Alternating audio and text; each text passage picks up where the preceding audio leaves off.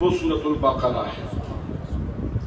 اس سورۃ البقرہ میں اللہ کریم نے پہلے مومنین کی 6 صفات بیان فرمائی، اس کے بعد پھر اللہ کریم نے کافروں کا تذکرہ کیا ہے، ان کی شناخت اور ان کی پہچان کروائی کہ کافر ان کا رویہ کیسا ہے، ان کے طور اطوار کیسے ہیں، ان کی سوچ کیا ہے، ان کا عقیدہ کیا ہے۔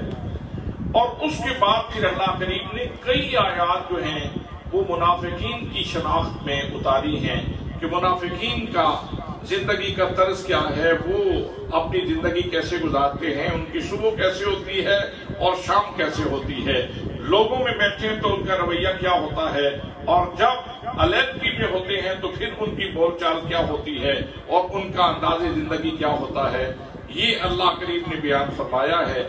لیکن میں اس وقت جو مومنین کی صفات پروردگار عالم نے قرآن پاک میں بیان فرمائیں اور آخر میں ان کے لیے ہدایت کی سند کا اعلان کیا، میں نے صرف وہ آیات اور ان کا ترجمہ اور تشریح مختصراً اس مجلس میں آپ کی خدمت میں پیش کر دی۔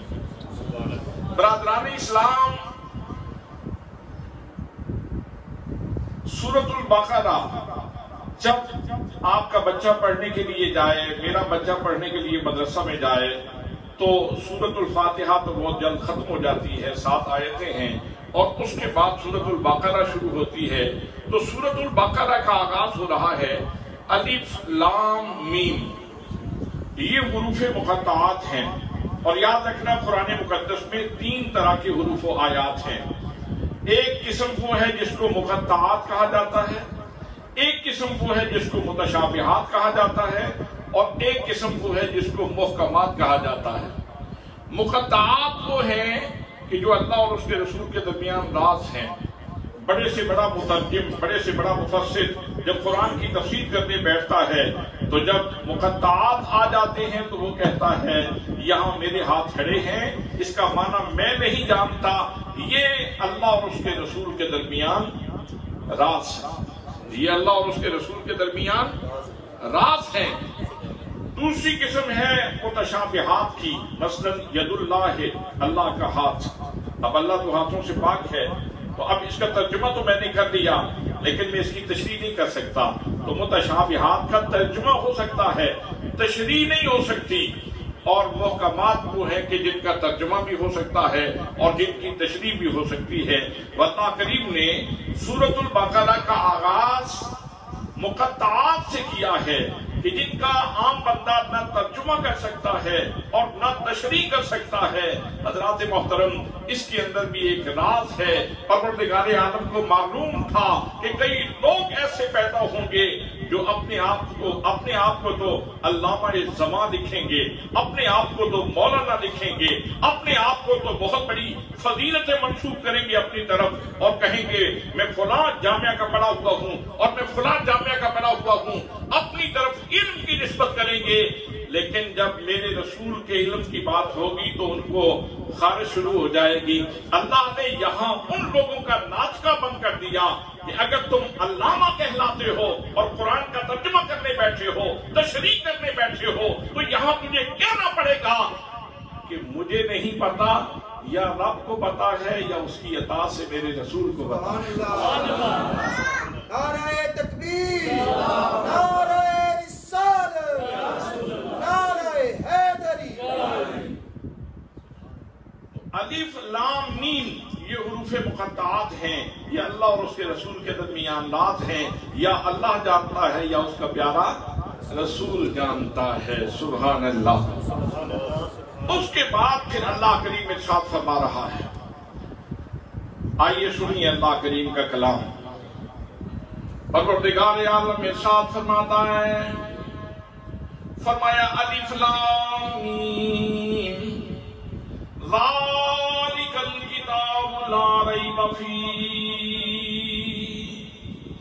فرمایا مامورہ دنیا میں بسنے والوں، زمین کے سینے پہ سانس لینے والوں، چرخ نیلوں پر یہ آسمان کے نیچے زندگی گزارنے والوں، یاد رکھو یہ کتاب جو تمہارے ہاتھوں میں ہے، جس کے اوپر تمہاری نظریں پڑی ہوئی ہیں، یہ اتنی بلند رتبہ کتاب ہے کہ اس کے اندر شک کی جگہ ہی کوئی نہیں. جس کی فطرت سلیم ہو، جس کی عقل سلیم ہو، جس کو اللہ کریم نے دانے سے نوازا ہو، جس کو اللہ کریم نے قوت مدرکہ اور قوت شعوریہ سے نوازا ہو، وہ اس کلام الہی میں کبھی شک نہیں کرے گا. اس کلام الہی میں شک کو کرے گا جس کی فطرت مسخ ہو جائے، جس کی عقل ماری جائے، جس کی دعوت جواب دے جائے، جس سے توفیق ہدایت چھین لی جائے، وہ تو کلام الہی میں شک کرے گا. لیکن جس کو اللہ کریم نے عقل کا نور عطا فرمایا ہے، جس کی فطرت سلیم ہے، وہ تو پڑھتے ہوئے یہ کہتا ہے یہ اللہ کریم کا کلام ہے، اس کے اندر شک کوئی نہیں. الف لام میم ذالک الکتاب لا ریب فیہ ھدی للمتقین.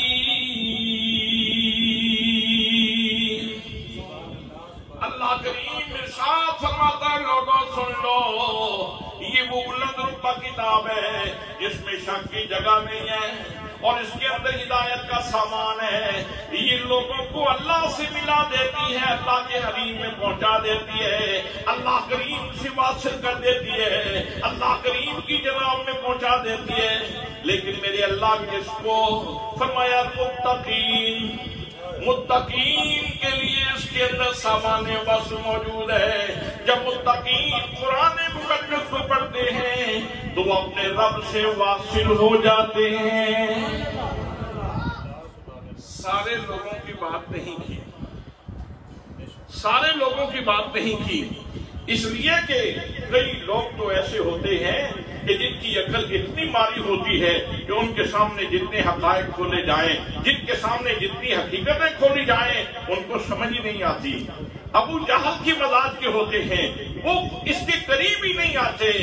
ان کی مثال تو یوں ہے،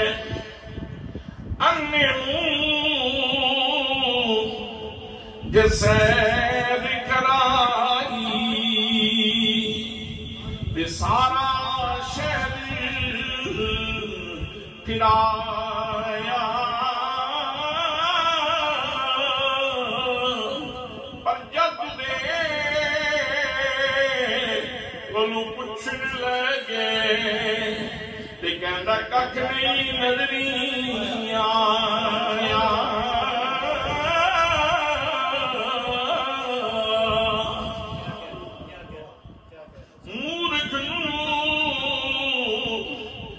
پند نصیحت پتھر کی پالا،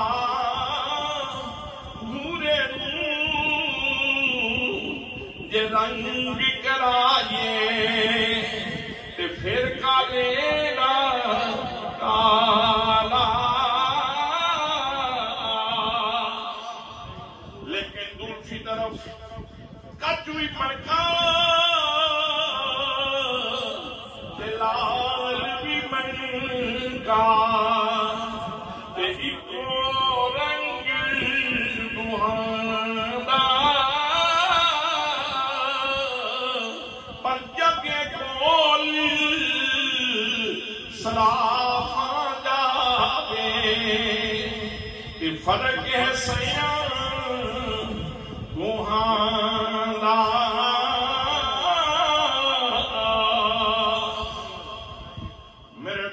میرے بھائیوں، اللہ کریم ارشاد فرماتا ہے، فرمایا یہ جو کلام الہی ہے میری کتاب ہے، اس کے اندر متقین کے لیے اللہ کریم کی بارگاہ میں پہنچنے کا سامان موجود ہے.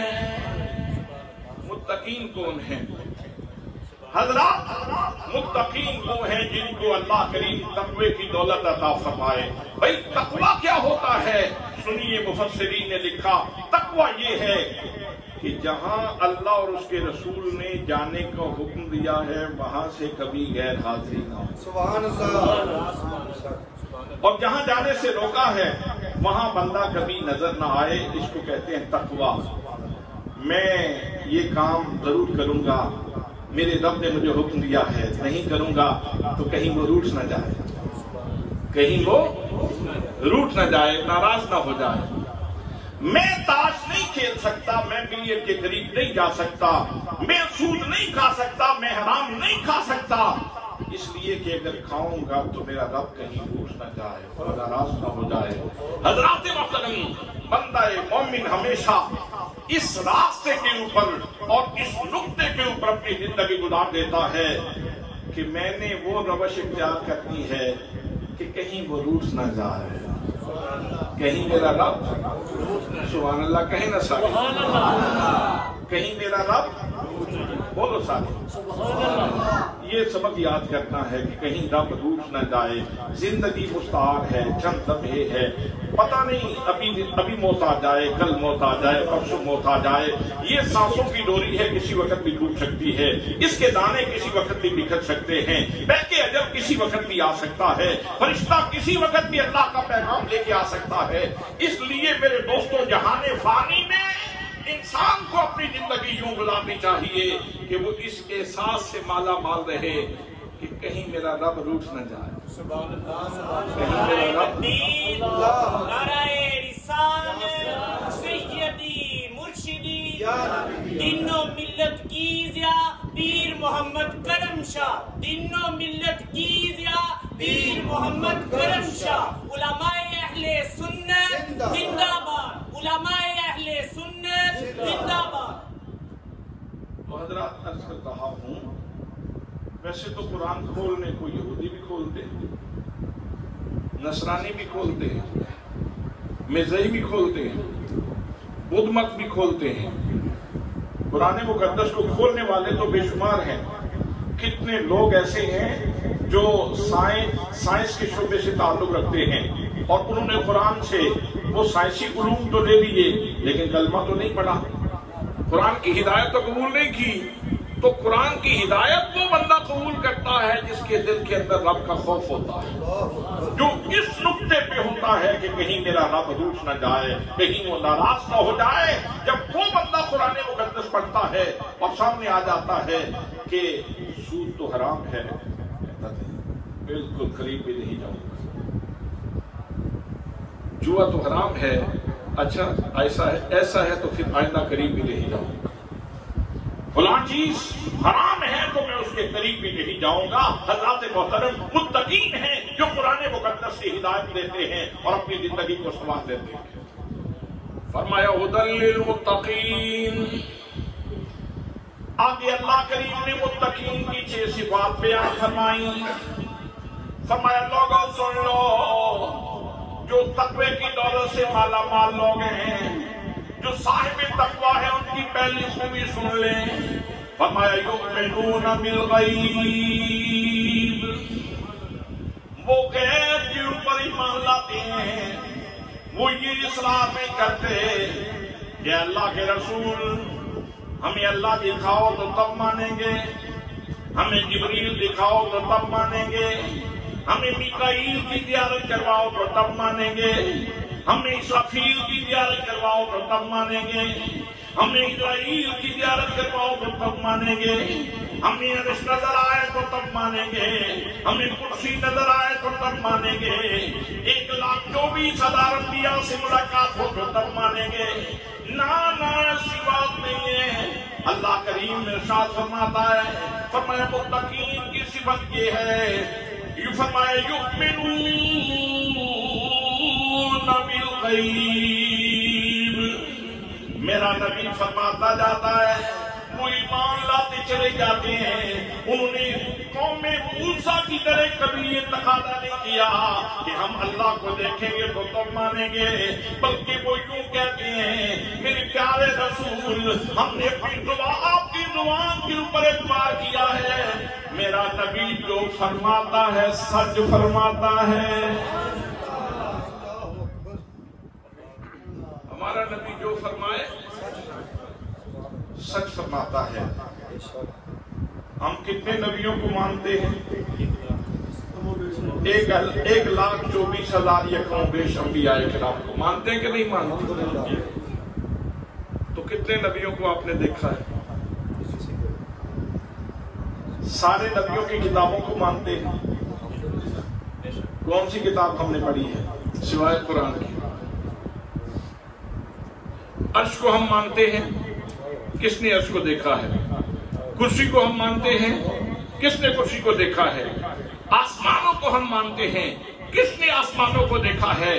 اور خود خداوند قدوس جو غیب الغیب ہے، جو سب سے زیادہ غیب ہے، اس کو شام مانتے ہیں، اس کا صبح و شام ذکر کرتے ہیں، اور وظیفہ کرتے ہوئے ہمیں لطف بھی آتا ہے جب ہم پڑھتے ہیں لا الہ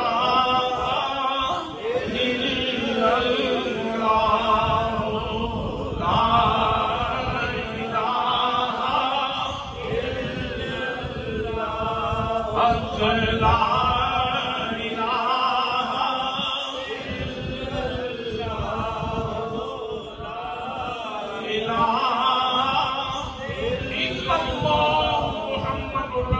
اللہ، صلی اللہ تعالیٰ علیہ وآلہ آلہ وصحبہ وبارک وسلم۔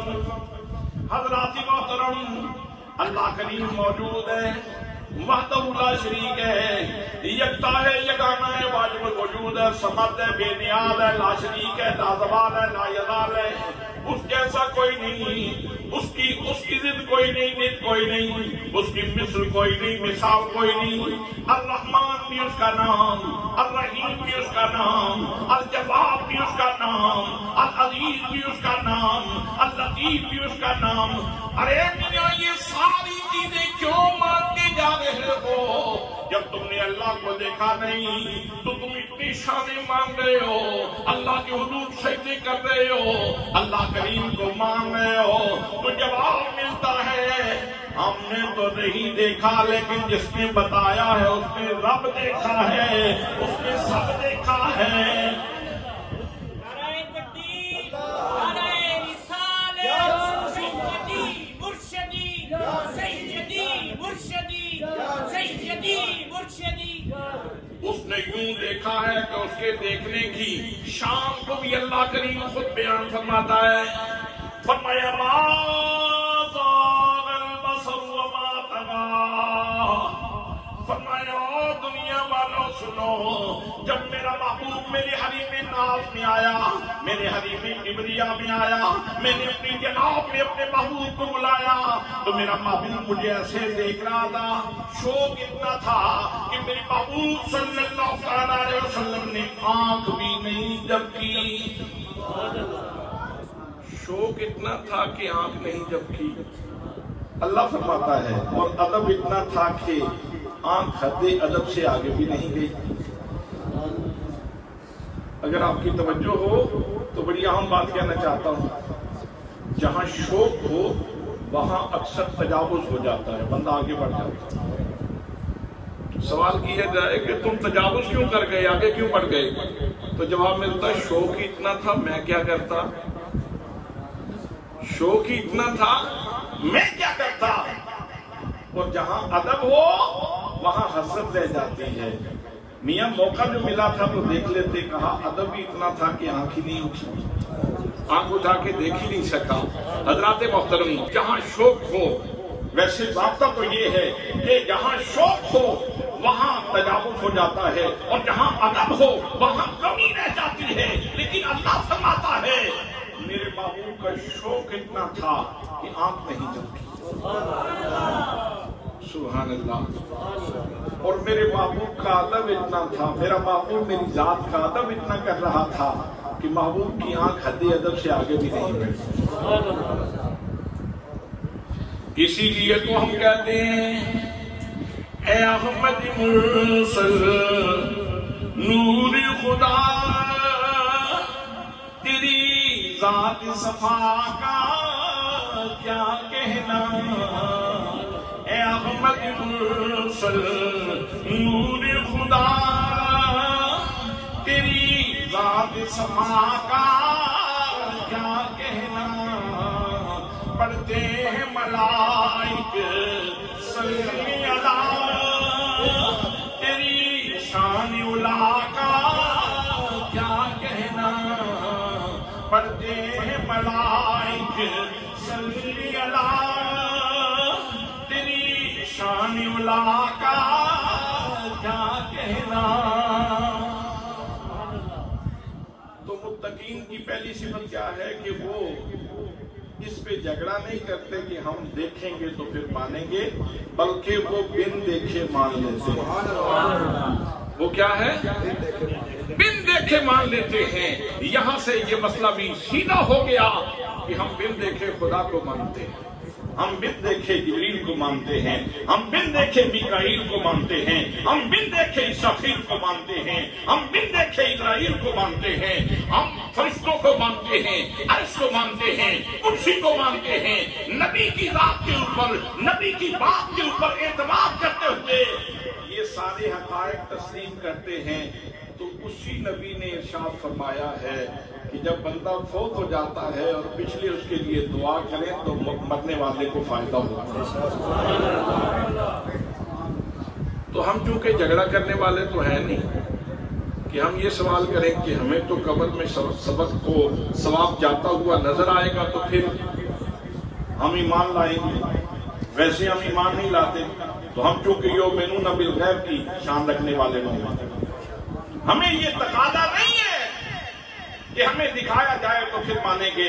جب میرے رسول نے فرما دیا، میرے آقا کریم صلی اللہ تعالیٰ علیہ وسلم نے ارشاد فرما دیا، فرمایا المیت فی القبر الا کالغریق المتغوص ینتظر دعوة تلحقه من اب او ام او صدیق فَإِذَا لَائِقَتْهُ كَانَ أَحَبُّ إِلَيْهِ مِنَ الدُّنْيَا وَمَا فِيهَا۔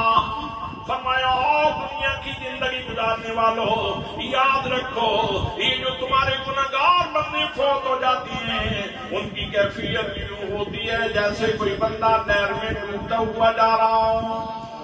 آقا کریم صلی اللہ تعالیٰ علیہ وسلم نے ارشاد فرمایا کہ مرنے والا گناہگار بندہ یوں ہوتا ہے جیسے کوئی بندہ نہر میں ڈوبتا جا رہا ہو۔ اب آپ سمجھتے ہیں نہر آپ کے پڑوس میں ہے، بندہ ڈوبتا جا رہا ہو تو اس کی پوزیشن کیا ہوتی ہے؟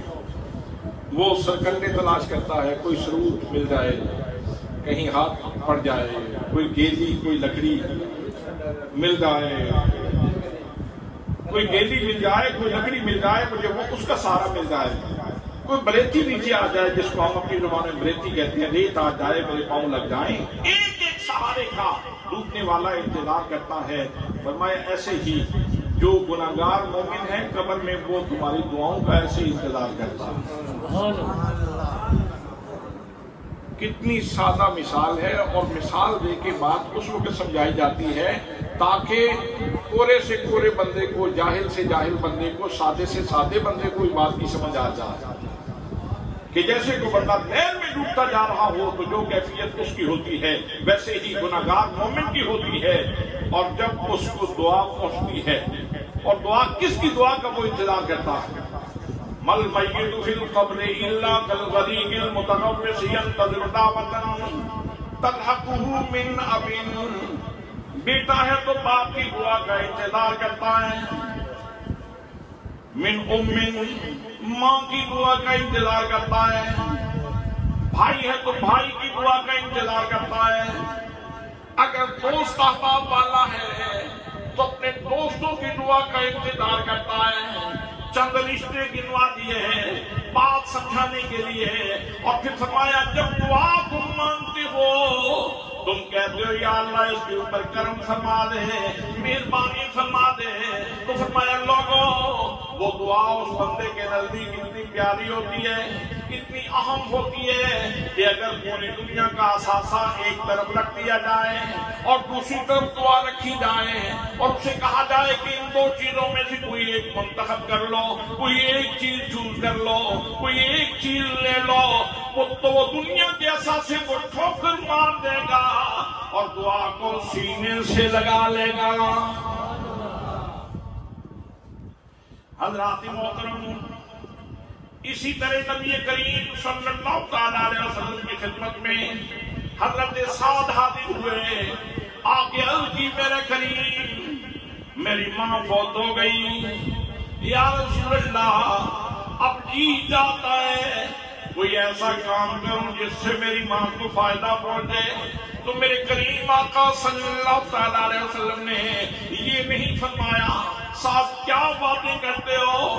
جانے والی چلی گئی، اب تم اپنی آخرت کی فکر کرو، چھوڑو ماں کو، وہ تو اگلے جہاں چلی گئی، بلکہ نانا میرے کریم آقا صلی اللہ تعالیٰ علیہ وسلم نے فرمایا ساتھ تم کنواں کھدوا دو، کنواں جب تک برقرار رہے گا لوگ پانی پیئیں گے، تیری ماں کو فائدہ پہنچتا رہے گا۔ یہاں سے چند حقائق سامنے آتے ہیں۔ ایک تو یہ ہے کہ فوج سلطان کے لیے کوئی بھی خیر کا کام کیا جائے تو ان کو فائدہ پہنچتا ہے، ان کو ثواب پہنچتا ہے۔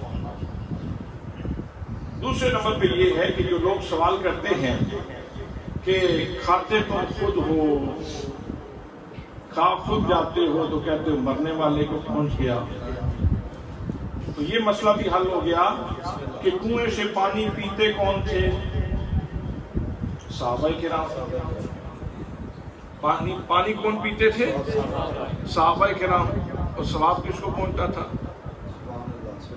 ماں کو۔ ثواب ماں کو پہنچتا تھا۔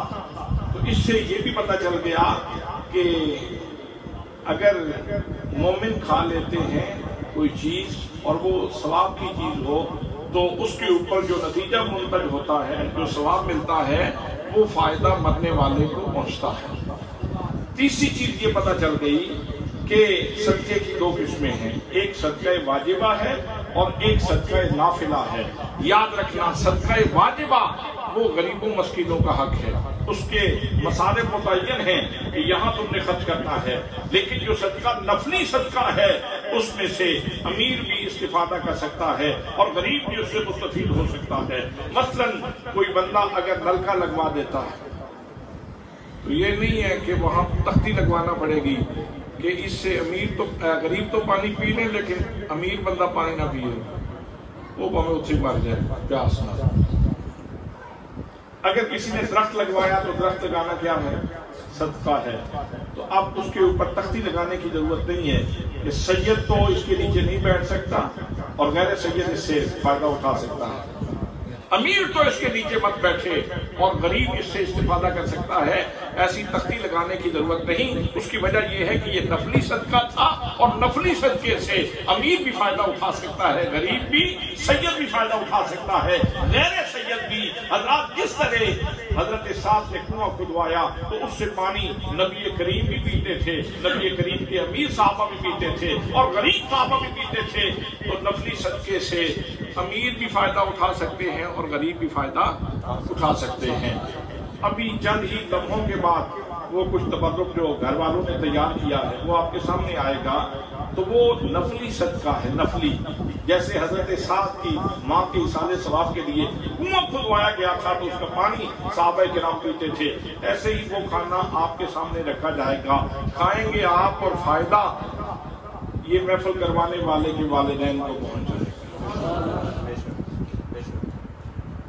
تو یہ اب ہمیں اس کے اوپر کوئی جھگڑا کرنے کی ضرورت نہیں ہے کہ ہمیں کوئی دکھائے آنکھوں سے تو پھر ہم مانیں گے، ویسے نہیں مانیں گے۔ کئی لوگ حجت باز ہوتے ہیں۔ ایک بندہ مجھ سے کہنے لگا یار یہ جو آپ کہتے ہیں نا کہ قبر میں ثواب داخل ہوتا ہے، مجھے نہیں اس کی سمجھ آتی، کوئی دفنہ ہی نہیں ہوتا، کوئی سوراخ ہی نہیں ہوتا، ہمیں کبھی ثواب داخل ہوتا نظر نہیں آیا، آپ کہتے ہیں قبر میں ثواب پہنچتا ہے۔ میں نے کہا یہ سوال اگر 100 سال پہلے کیا جاتا تو مشکل تھا، آج کے دور میں بہت آسان ہے۔ میں نے کہا یہ موبائل بیٹا کہاں ہوتا ہے؟ اسلام آباد۔ میں نے کہا اگر آپ کا بیٹا اس میں 1000 کا ایزی لوڈ کروائے تو آ جائے گا؟ ویسے آ جائے نہیں پہنچتی، پبی روک لیں گی، ادھروں آوے تو پبی روک لیں گی، کسی درخت میں لڑ جاندے، کسی چاڑی پھنس جاندے، بولو تو صحیح نہیں یار، آ جاندے نا ایزی لوڈ۔ نہیں تجربہ تسی کرنا چاہتے تو بے شک میرے کو نمبر لے لو، تسی بھیج دو، انہیں بھیج لیں گے، پہنچ لے کے نہیں پہنچتے۔ جس کو زیادہ تجرباتی زندگی گزارنے کا شوق ہو تو اس کو ایسے تجربے سے گزارا جا سکتا ہے۔ جو نہ مانے تو آپ اسے اپنا نمبر دے دیں کہ بھائی ابھی کریں، آپ 1000 کا ایزی لوڈ کریں بھی پہنچتا ہے کہ نہیں پہنچتا؟ پہنچتا ہے۔ کبھی کسی سوراخ سے 1000 کا نوٹ داخل ہوتا ہوا نظر آیا، پیسے تو اس کے اندر آ گئے لیکن داخل ہوتا ہوا کبھی نوٹ نظر آیا؟ چلو بڑا نوٹ تو داخل ہونے میں دشواری ہوگی تو چھوٹا چھوٹا 10-10 کر کے داخل ہوتا، کبھی دیکھے وہ 10-10 کا نوٹ داخل ہوا، پھر 10 کا، پھر 10 کا، پھر 10 کا، یا پھر 100 کا، یا 50 کا، یا 500 کا۔ حضرات تو وہ کہنے لگا ہاں ایزی لوڈ تو پہنچ جاتا ہے۔ تو میں نے کہا کبھی نوٹ داخل ہوتے ہوئے آپ نے نہیں دیکھا لیکن پھر بھی مان رہے ہو کہ پہنچ جاتا ہے، تو یہ بات آپ نے پہلی دفعہ کب مانی؟ کس نے کہا کہ پہنچ جاتا ہے؟ ایک سائنٹسٹ نے کہا، جس نے یہ سسٹم ایجاد کیا، اس نے کہا کہ ایسے پیسے بھیجو گے تو پیسے پہنچ جائیں گے۔ ایک سائنٹسٹ نے کہا، سائنسدان نے کہا، ایک سسٹم ایجاد کرنے والے نے کہا یوں کرو گے یوں ہو جائے گا۔ میں نے کہا یہی فرق ہے مجھ میں اور تجھ میں، تم سائنسدان کی بات مانتے ہو، ہم رحمان کی بات مانتے ہیں۔ میرا نبی اللہ کے سسٹم کا ترجمان ہے۔ جب میرے رسول نے فرما دیا کہ تم پڑھو کلمہ شریف فائدہ پہنچے گا، ہم مانتے ہیں پہنچتا ہے، ہم مانتے ہیں پہنچتا ہے، اس لیے کہ ہمارے رسول نے فرما دیا۔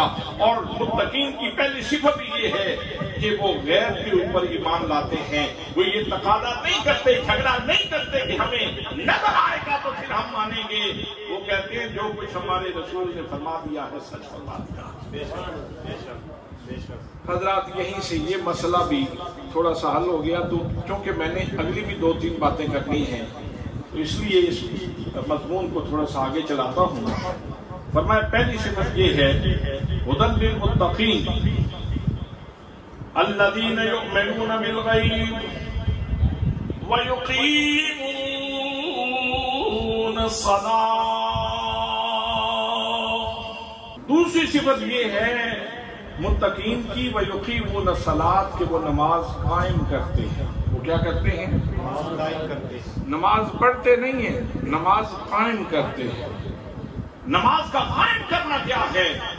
نماز تقاضا کرتی ہے کہ اگر تو نے مجھے پڑھنا ہے، قائم کرنا ہے، تو پہلے اپنے باطن کو پاک کر، پھر ظاہر کو پاک کر، اور پھر اللہ کے دربار میں کھڑے ہونے کے لیے باطن کو پاک کرنا کیا ہے؟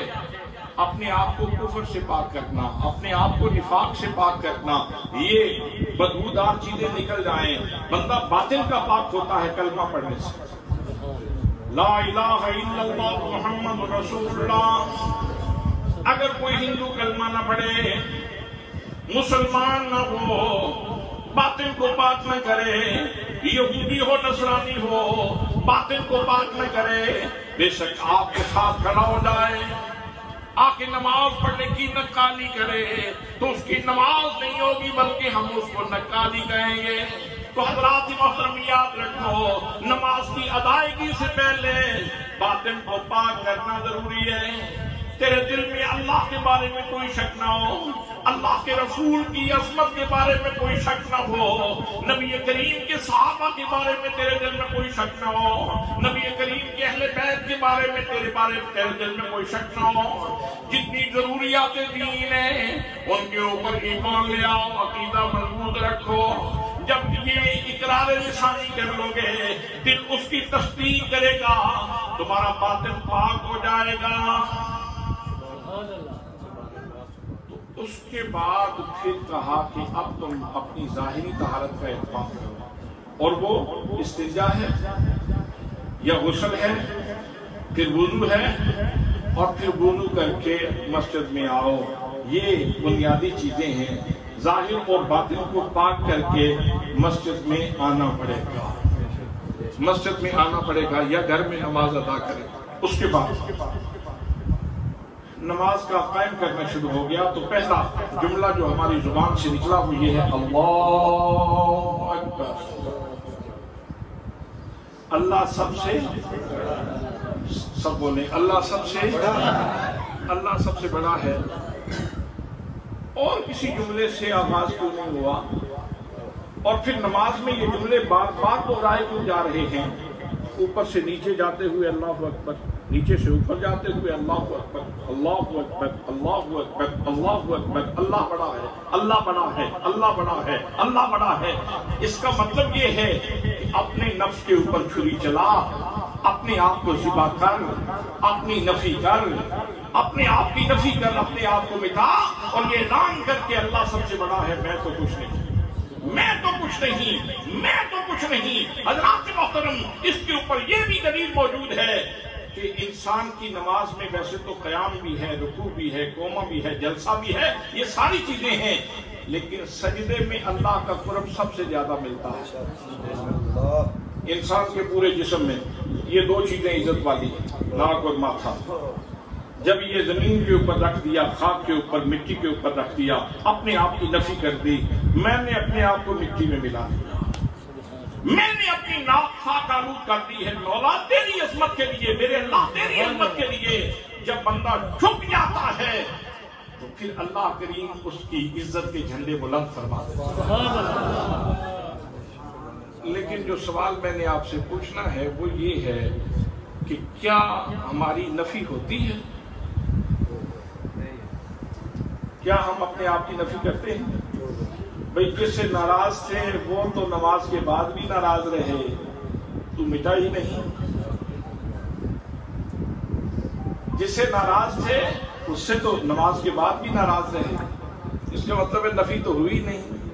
نفی ہو جاتی تو پھر تو کہتا نہیں یار میں کچھ نہیں ہوں، تو ہی ٹھیک ہے یار، لیکن میں نے معاف کر دیا۔ ہم اپنے آپ کو نہیں مٹاتے، ہم اپنے تکبر کا بت نہیں ختم کرتے، ہم اپنی انانیت کو ختم نہیں کرتے۔ نماز پڑھ کے آ جاتے ہیں، بندے کے ساتھ کندھے سے کندھا ملا کے کھڑے ہوتے ہیں، لیکن اس کی نفرت دل میں ہوتی ہے، بغض دل میں ہوتا ہے، اس کو برداشت نہیں کر پاتے، اور جیسے ہی نماز ختم ہوتی ہے تو 2 میل دور کھڑے ہو جاتے ہیں کہ مجھے یہ برداشت نہیں ہے۔ حضرات محترم، تو متقین کی صفات یہ ہے کہ وہ نماز کو قائم کرتے ہیں، نماز کو قائم کرتے ہیں، اور نماز کے قائم کرنے کا تقاضا یہ ہے کہ اپنی ہستی کو مٹا دیں۔ وقت ختم ہو رہا ہے، ایک بات اور بھی عرض کرنا چاہتا ہوں۔ ہم اللہ کے حضور کھڑے ہوتے ہیں تو ایک رکعت میں ایک دفعہ سورہ فاتحہ پڑھی جاتی ہے۔ اگر امام کے پیچھے کھڑے ہیں تو امام پڑھے گا اور مقتدی کی بھی ساتھ ہی ہو جائے گی، اور اگر انفرادی نماز پڑھ رہے ہیں تو انفرادی نماز میں آپ خود پڑھ لیں گے۔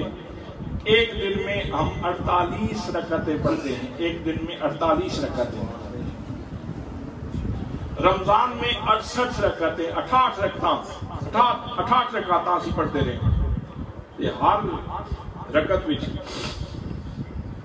سورہ فاتحہ پڑھی، ہاں سورہ فاتحہ پڑھی ہم نے۔ سورہ فاتحہ کیا ہے؟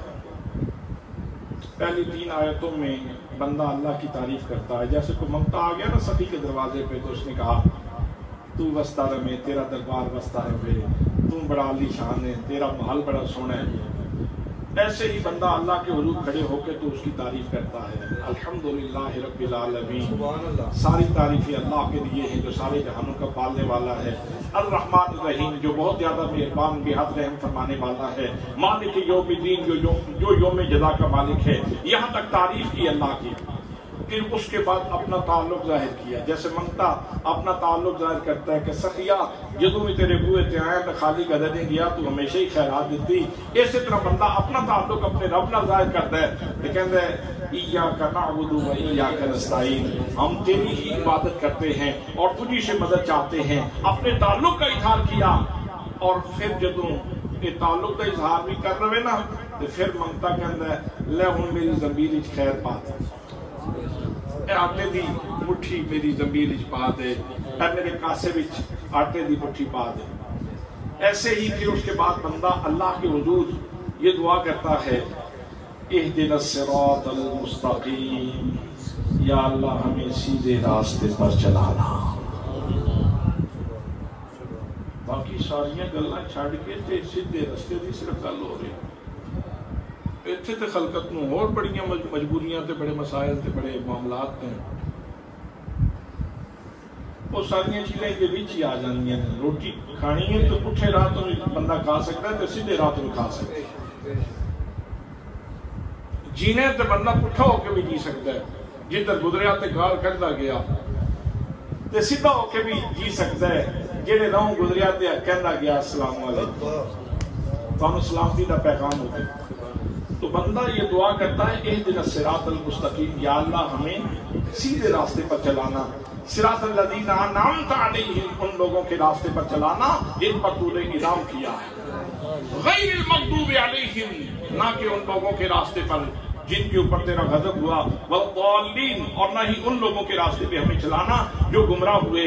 حضرات محترم, میں نے صرف یہ سوال آپ سے پوچھنا ہے اور اپنے آپ سے پوچھنا ہے کہ دن میں 48 مرتبہ ہم کھڑے ہوئے جب لفظ بولتے ہیں تو ہر لفظ کے ساتھ یہاں فکر پھوٹتی ہے, یعنی سوچ پیدا ہوتی ہے, اتنے جذبہ پھوٹتا ہے. کیا جہڑیاں نمازاں اسی پڑھیاں نہیں کہ ساڈا دماغ حاضر سی تے ساڈا دل حاضر سی, بس یہ پوچھنا ہے. یا نماز تو چھوٹی عمر میں یاد کر دی, والدین کی مہربانی کہ انہوں نے یاد کروا دی, اور اسٹاف متعین ہے, زبان نے چلنا شروع کر دیا تیز گام کی طرح. ایک پکے وہ اسٹاف متعین نے وہ نکے ہوندے یاد کیتے سن تے وہ پکے ہوئے پے ہیں. حضرات اے ہے نماز پڑھنی اینے مغرو لانی, ایک قائم کرنی نہیں, قائم کرنی یہ ہے کہ جو تم بولیں وہ زبان بولے تے دل بھی ادا گواہ بنے تے دماغ بھی ادا گواہ بنے. تے تو واقعی سائل بن کے کھلو میں اس بادشاہ دی بارگاہ, تو واقعی سائل بن کے کھلو میں, کس طرح منگتا کسی دے ہوئے تے آ کے سوال کرتا ہے, اس طرح منگتا بن کے کھلو تے صحیح, پھر ویکھ نماز خزانے کس طرح تیرے واسطے کھلوا دے. تو حضرات محترم, ضرورت اس بات دی ہے کہ سانو نماز دا ترجمہ آنا چاہیے. سانو نماز دا بڑا سوکھا جا کام ہے, کوئی مشکل نہیں ہے, کوئی مشکل نہیں. ایک مہینہ اگر کوشش کی جائے, ایک ماہ کے لیے کوشش کی جائے تو چاندی تو کلمات ہیں تو یاد ہو جاتے ہیں, ترجمہ یاد ہو جائے گا. آپ کسی بھی دوست سے, کسی بھائی سے, کسی رشتہ دار سے بات کرتے ہیں تو دماغ بھی حاضر ہوتا ہے, سوچ سمجھ کے کر رہے ہوتے ہیں. لیکن کمال یہ ہے کہ سارے جہان سے بات کریں تو دماغ حاضر ہو, اور جب اللہ سے بات کریں تو پتہ ہی کوئی نہیں میں کس سے بات کر رہا ہوں, میں کس سے بات کر رہا ہوں. اس لیے ضروری ہے کہ ہم نماز کا ترجمہ اور تشریح یاد کر لیں تاکہ ہمیں پتہ ہو کہ ہم کس سے بات کر رہے ہیں اور کون سی بات کر رہے ہیں. اس کے اوپر بڑی باتیں ہو سکتی ہیں, لیکن میں نے اشارہ دے دیا ہے کہ متقین کی دوسری صفت یہ ہے وَيُقِيمُونَ الصَّلَاةَ, کہ وہ نماز قائم کرتے ہیں, نماز قائم کرتے ہیں. میرے آقا نے ایک نسخہ عطا فرمایا کہ جب تم نماز کے لیے کھڑے ہوتے ہو تو ان تعبد اللہ کأنک تراہ فإن لم تکن تراہ فإنہ یراک. جب نماز کے لیے کھڑے ہوتے ہو تو یوں کھڑے ہونے کی کوشش کرو جیسے تم اپنے رب کو دیکھ رہے ہو, اور یہ تصور نہ بن سکے تو کم از کم یہ تصور رکھو کہ اللہ تمہیں دیکھ رہا ہے, اللہ تمہیں دیکھ رہا ہے.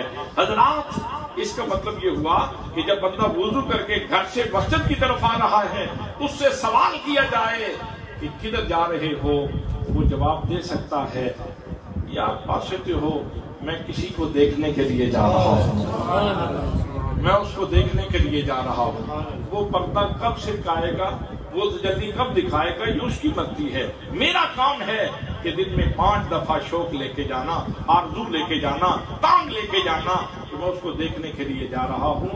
اور جب کثافتیں ختم ہو جائیں گی, جب اندر پاک ہو جائے گا, جب یہ نجاستیں اندر سے نکل جائیں گی اور یہ یقین پختہ ہو جائے گا, تو پھر تجلی بھی اللہ پاک نصیب فرما دے گا. حضرات محترم, تو مومنوں کی دوسری صفت متقین کی یہ ہے کہ وہ نماز قائم کرتے ہیں, اور تیسری صفت یہ ہے وَمِمَّا رَزَقْنَاهُمْ يُنْفِقُونَ, رزق دیا بھی ہم نے ہے, اور پھر وہ کہتے ہیں اس نے دیا ہے تو اس کے دیے میں سے وہ خرچ بھی کرتے ہیں, وہ ہمارے دیے میں سے خرچ بھی کرتے ہیں. یہ تیسری صفت. اور چوتھی صفت یہ ہے वल्लज़ीन युमिनून बिमा उन्ज़िला इलैका, महबूब उनकी चौथी सिफत ये है कि जो आपकी तरफ कुरान मुक़द्दस नाजिल हुआ है, वही नाजिल हुई है, इसके ऊपर ईमान रखते हैं। वल्लज़ीन युमिनून बिमा उन्ज़िला इलैका वमा उन्ज़िला मिन क़ब्लिक, और जो आपसे पहले वही नाजिल हुई, तमाम नबियों के ऊपर जो वही नाजिल हुई, किताबें आई, सही से आए, उन सब के ऊपर ईमान रखते हैं। हज़रात, अगर हुज़ूर सल्लल्लाहु ताला अलैहि वसल्लम के बाद भी कोई वही का इम्कान होता, किसी नबी ने आना होता, तो फिर ये यहाँ जिक्र होता कि वो पहली वही के ऊपर भी ईमान लाते हैं और पीछे जो आएगी उसके ऊपर भी ईमान लाते हैं, लेकिन पीछे वाली किसी वही की बात नहीं की गई, बल्कि फरमाया पहली वही का ईमान लाते हैं और आपके ऊपर जो किताब नाज़िल हुई उसके ऊपर ईमान लाते हैं। और फिर छठी सिफत अल्लाह ने बयान फरमाया वबिल आखिरत हुम यूक़िनून, वो आखिरत पर यकीन रखते हैं। फिर आगे ऊपर सनद जारी फरमा दी, उलाइका अला हुदम मिर रब्बिहिम, यही लोग हैं जो अपने रब की तौफीक से हिदायत के ऊपर हैं, व उलाइका हुमुल मुफ़्लिहून, और यही वो लोग हैं जो दोनों जहानों में कामयाबी पाने वाले हैं। दुआ है कि अल्लाह करीम हमें ऐसे ही मुफ़्लिहून, फाइज़ून, कामयाब लोगों में अल्लाह पाक इस जहान में भी शुमार फरमाए और अगले जहान में भी शुमार फरमाए।